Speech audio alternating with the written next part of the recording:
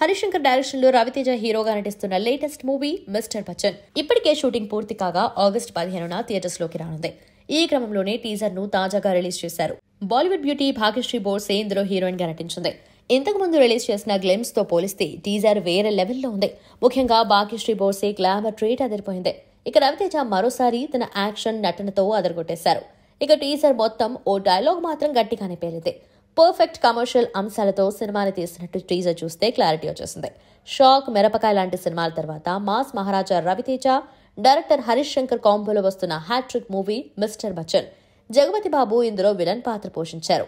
1980s, 90s నేపథ్యంలో ఈ cinema కథ నడవబోతుంది. దీంతో ఆ సమయంలో రిలీజ్ అయిన సూపర్ హిట్ సినిమాల బ్యాక్ డ్రాప్లు, సాంగ్స్ గట్టిగానే వాడారు డైరెక్టర్ హరీష్ శంకర్.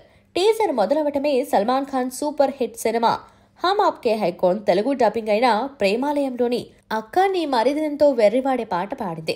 ఇక హీరోయిన్ భాగ్యశ్రీని లంగావోణిలో అద్భుతంగా చూపించారు హరీష్ శంకర్.